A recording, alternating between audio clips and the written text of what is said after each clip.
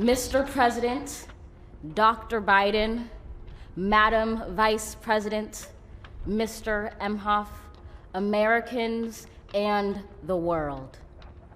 When day comes, we ask ourselves, where can we find light in this never-ending shade? The loss we carry, a sea we must wade. We've braved the belly of the beast.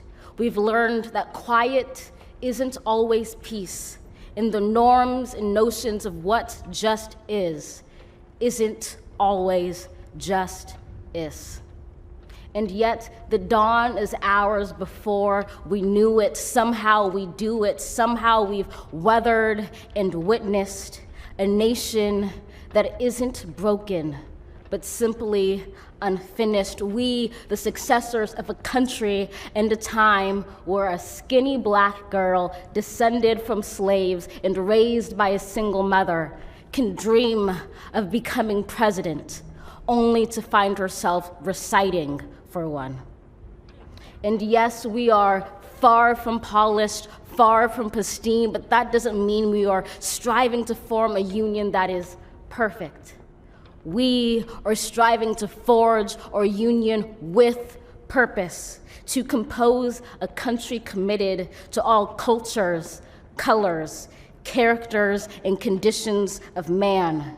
And so we lift our gazes not to what stands between us, but what stands before us. We close the divide because we know to put our future first, we must first put our differences aside. We lay down our arms so we can reach out our arms to one another. We seek harm to none and harmony for all. Let the globe, if nothing else, say this is true.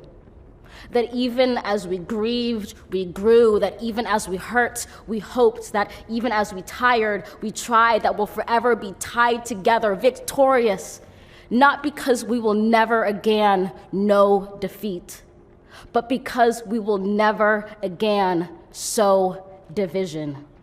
Scripture tells us to envision that everyone shall sit under their own vine and fig tree, and no one shall make them afraid. If we're to live up to our own time, then victory won't lie in the blade, but in all the bridges we've made. That is the promised glade, the hill we climb, if only we dare it, because being American is more than a pride we inherit. It's the past we step into and how we repair it.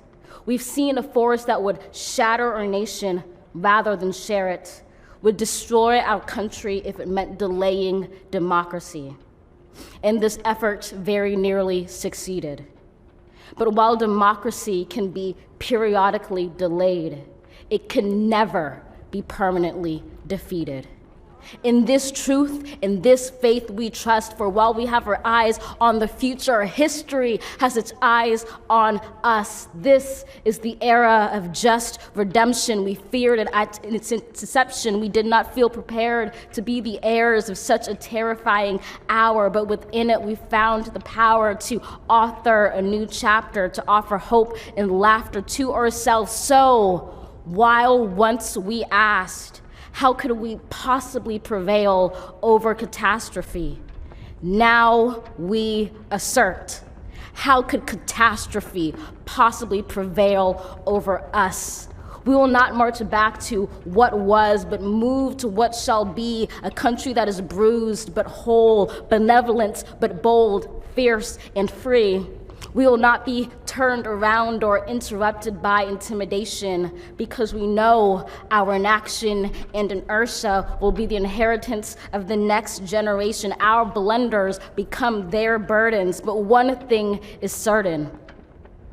If we merge mercy with might and might with right, then love becomes our legacy and change our children's birthright. So let us leave behind a country better than the one we were left. With every breath from my bronze-pounded chest, we will raise this wounded world into a wondrous one. We will rise from the gold-limbed hills of the west. We will rise from the wind-swept northeast, where our forefathers first realized revolution. We will rise from the lake-rimmed cities of the Midwestern states. We will rise from the sun-baked south. We will rebuild, reconcile, and recover in every known nook of our nation, in every corner called our country. Our people, diverse and beautiful, will emerge battered and beautiful. When day comes, we step out of the shade, aflame and unafraid. The new dawn blooms as we free it. For there is always light, if only we're brave enough to see it, if only we're brave enough to be it.